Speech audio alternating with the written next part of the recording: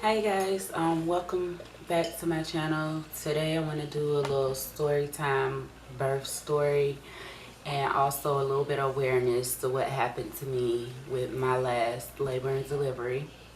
Um, First I want to start off by saying if you have a birth plan, stick with it. Do as much research as you can. Things do not always go as planned, and in my case it didn't. So my youngest, he's 4 now. He was born back in 2017. I had a easy um I had a good easy pregnancy with him. I was never sick. He was a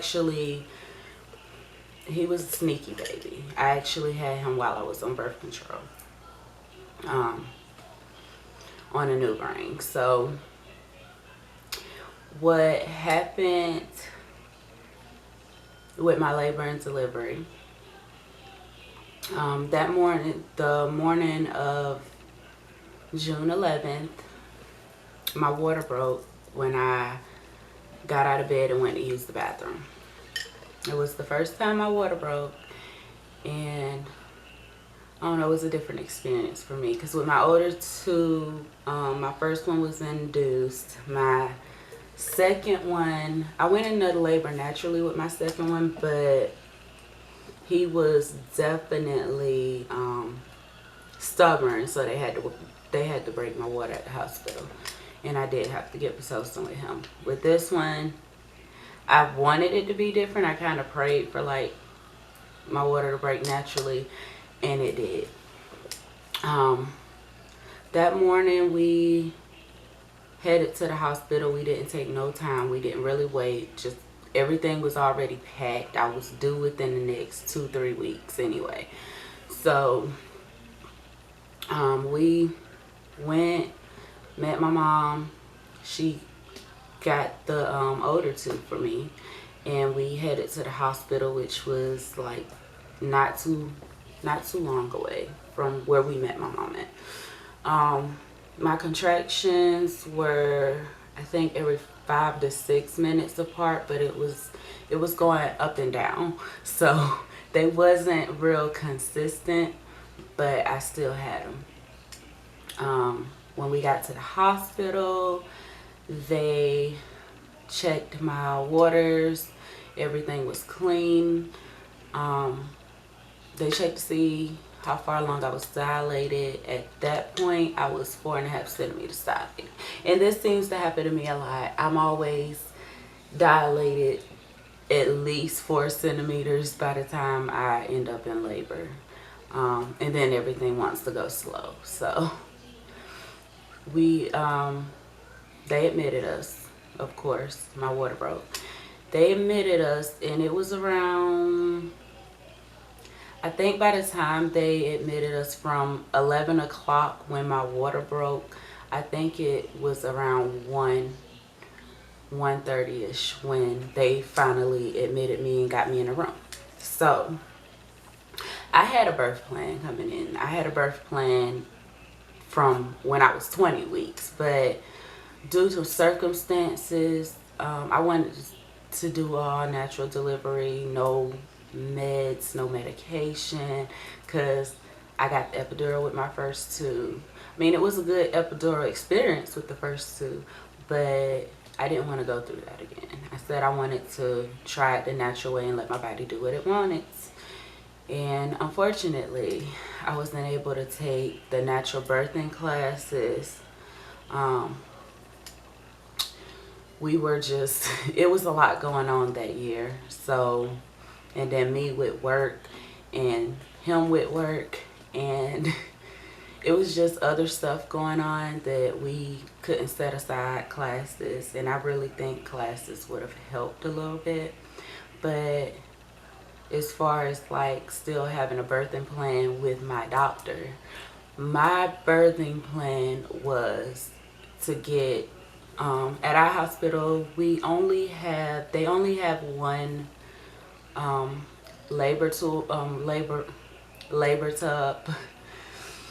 And I had already told my doctor, I want to labor in the tub as long as possible. I want to be in water. Water just eases me a lot. So naturally, that's what I wanted to do. That was my birth plan. It didn't happen like that. We got in, got to the back, got in our room. We did get our room with the one room with the tub, but what had happened was they had to put fluids in you first. I don't even think, okay, there's this thing called strip B. If you have kids, you know. I don't remember if that's why they had to give me fluids, because I've had the strip B with one of the older kids. So I do remember getting fluids for that, but I know they had to. I don't know if naturally they just give you fluids, because I don't remember being positive for the strep B with my last pregnancy. So I don't know, it's crazy. So anyways, we got back, they started fluids, everything going smooth. My contractions were like 5 to 6 minutes still apart. Imagine it, 1:30, time rolls by, I'm not progressing, I'm actually on a ball. I did the labor and ball. I don't know if that's the correct terms for it, do not quote me on it. It's a ball that helps with your contractions. I wouldn't say help with them, but it does help ease stuff. So it's like a little ball bounce. I did that for a little bit while I'm hooked up, while I'm still getting fluids and stuff. I was close by the bed. They wouldn't let me get in the tub. And then night rolls around. So that night, it was, I think I was rolled by, and I think I made it to like 7 centimeters, and then it just stalled. Everything stalled for me. It started getting real late. I stopped progressing. I was still having contractions. I just wasn't dilating as fast anymore. And everybody knew my no epidural plan. Just no. So around when it started to actually get really late, like not too late, but like 10 at night, they came in and checked me one time. They said the baby's heartbeat or blood pressure was kind of dropping a little bit, and they gave me some medicine for that. And also they still denied me getting in the tub. At this point, they made me lay on my side. If I'm not mistaken, I think it's your left side. They'll make you lay on your side so the baby's heart rate gets better. But it wasn't just that. So my heart rate started going haywire. My blood pressure was not where it's supposed to be. And at that point, they had got a little worried, and they stalled me for laboring in the tub. Even then, I hated it. I hated the wait. I hated how slow everything was going, because usually when I go into these hospitals and I go into labor with my first two, literally 4 hours tops, that from the time I get in the hospital to the time I have the baby. So this was a little bit different. We were still in the hospital that whole day, that whole night. And by the end of the night, how uncomfortable it was. My sister, she actually was there from out of town to be there with me when I had my baby. So it was me, her, and Dad. And Dad had to go back home because he had some stuff that he had to handle that next morning. And I don't know, from there, things just started happening fast. By the time that he left that night, because from what the doctors were saying, I wasn't progressing, and we didn't know what was going to happen after that. So he actually went back home that night. It was real late. It's like 1 in the morning, if I'm not mistaken. So things started picking up. Then I get checked again, and at that point, when I get checked hours later, my contractions are at their worst, and I'm having them every 3 minutes. And it was a rush. It wasn't almost no time to do anything. I didn't have time to think. My support system was gone. My sister, she wouldn't know what to do. So I was just dealing with all that pain at the time alone.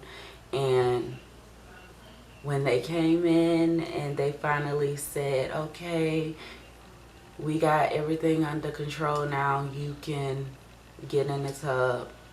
And they actually had left to get towels for me to get in the tub. But my contractions were so bad. They were so bad. I couldn't take it anymore. And I opted out for epidural. So I called the nurse back in there. She came in with towels, and I said, I don't think I can sit here and get ready to get in the tub, get ready for it to fill up and stuff, and I just can't take the pain no more. And I ended up getting epidural. So what went wrong in my whole birth plan was really, I didn't take the steps that I needed. I didn't have that support that I felt like I needed, and I just couldn't do it by myself. I ended up getting an epidural, and that's when things just started happening.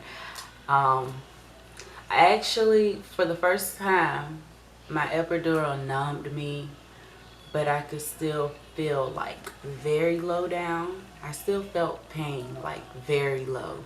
So I told them they tried me laying a certain way to try to get, you know, the fluids flowing more through my spine. And baby ended up coming like an hour later. I think, if I'm not mistaken, it was exactly an hour later. Like, they left, then they came back, and then he was born. This little baby. Hey. What's the matter?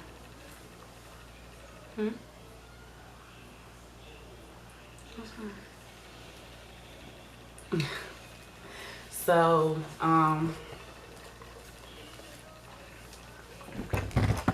what happened with that was, he ended up,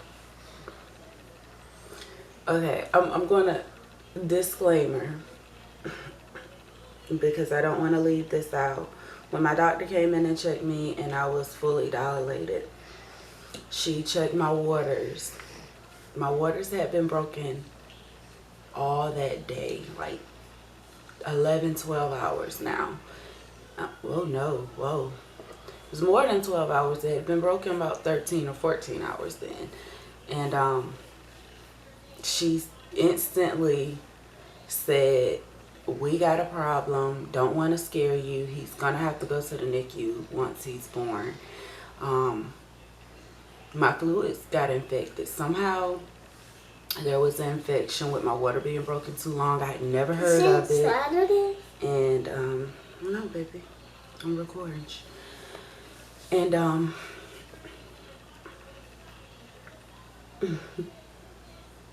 you go there with your brothers?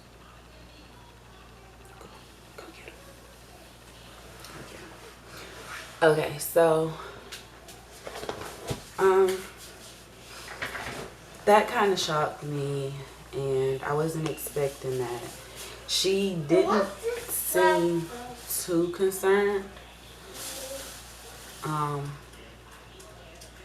She didn't seem too concerned. She seemed like, of course, you did this before. You're a doctor. So, of course, it still had me in like, so, sorry about that. Baby comes in, baby needs attention. Baby gets attention, okay? So, I had him. I felt it a little bit, just a little bit. And, they still let me do skin to skin right after, and we took pictures. We did everything we had to do, and then he went off. There was some complications with him after birth. I'm not going to get into that too much. He was actually hooked up, and I've never had any of my kids actually hooked up fluids.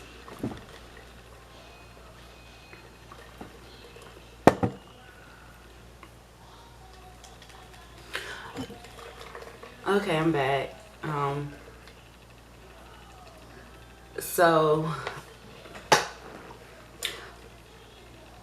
Yeah, he had some complications after he was born, and he was actually hooked up on some stuff, and it was tough for us. So fast forward to me getting moved out of my labor and delivery room to my actual, I moved upstairs to another room. Later on that night, after my epidural wore off and I started coming back to life after being on medication and all this other stuff, I ended up having sharp pains in my back. It started in my back, and I told my nurse about it. I was literally sitting there in tears. Couldn't do much. Even when when they brought my baby in, there just wasn't much that I could do. I didn't get to see him that much because he was in the NICU. They did bring him down, if I'm not mistaken, to the room once, and that was that. I had to go see him. So, that night, I was in a lot of pain. Told my nurses, I think they gave me some pain medication for it, and they never said anything about what it could be. They did say they'd let my doctor know and have my doctor talk to me about it. At that moment, we didn't really know what was really going on, or what it could possibly be, or why my back was hurting, why my neck was stiff and hurting. But it just wasn't much that they did. So when I did finally get to leave the hospital and I finally got home, the same night that we got home from the hospital, I went to my local hospital because I was in so bad of back pains and neck pains, and that's where everything went downhill. So at the hospital, they don't do much. They asked me, you know, everything that I possibly thought that it could have been, and I was like, I don't know. I just got out of having a baby a few days ago. I had an epidural, and that was the only thing that I could think of. So fast forward, I left my local hospital with just pain medication. Of course, they sent me home with pain medication. I already had pain medication. Nothing was working for me. So I actually, when I went to, or I actually called my OBGYN, and she got me in, and I told her everything that was going on. She told me that more than likely it was something called a spinal fluid leak. And they would have to run tests and all this other stuff. Blase, blase. I actually ended up getting a MRI. And my MRIs actually, everything is weird because they seen a small hole in my spine. But they never fully did the test. I think it took months before they actually did the test where they had to put ink. They had to use ink with my MRIs just to see what was going on. That whole time of me dealing with that, like right after I got out the hospital, it was horrible pain. And I know a lot of people say, well, I have back pains now since I've had kids and yada yada yada. This is different for me. I'm sorry. I can't agree with that. A regular back pain you can deal with. Back pains on top of neck pains, on top of neck stiffness, on top of migraines every day. Every day when I got out of bed. That was what I dealt with. And I actually ended up dealing with that for a long time. So it was hard for me to do anything. I had to get help to do everything.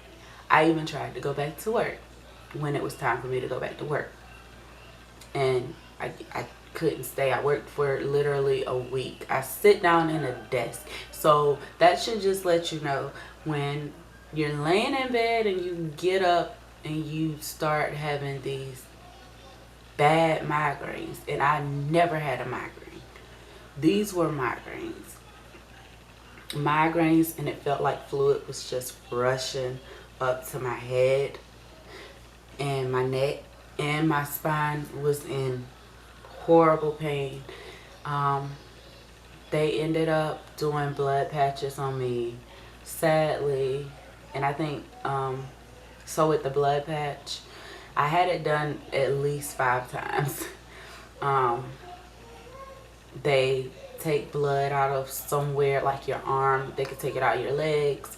They can take it out of anyway, and they try to fill that hole that's in your spine. So like when they put it in your spine, your blood clots up, and it's supposed to like fill the hole. Everything failed for me. Every time I got it done, it didn't work.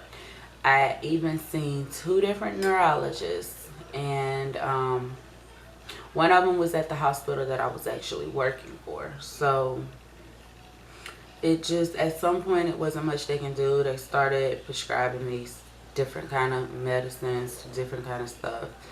And I'm here to tell you, the epidural is the worst. Because the worst of what could happen to me happened to me, and there was not much that I could do. I dealt with this for years. I've dealt with that for years. I dealt with the first year of my child's life.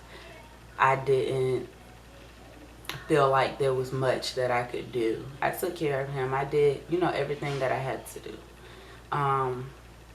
But it was hard. It was real hard for me. I wouldn't wish it on nobody. And it took 3 years before my back started getting any better.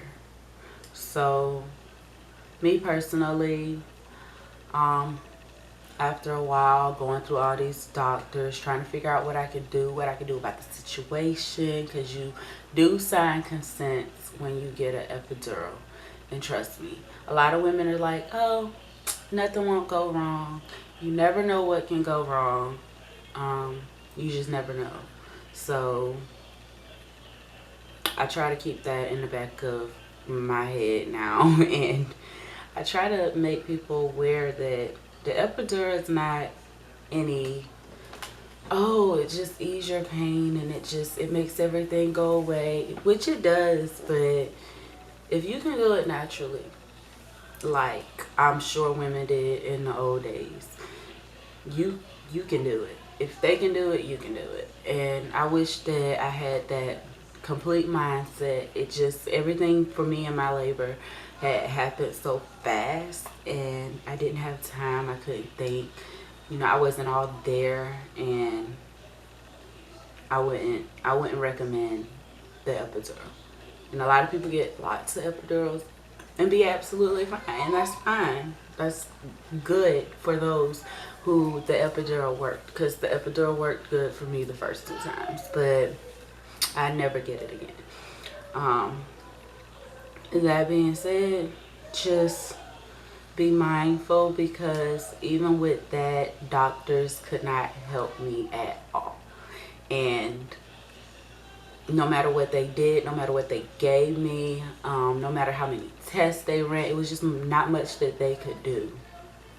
And to make a person just sit there with no resolution and no reassurance and nothing to make the pain feel better. But I actually found something that would, at least if I took it right before I got up out of bed that morning, I could get up and out of bed for at least 3 hours and do everything that I had to do before my pain started getting bad again.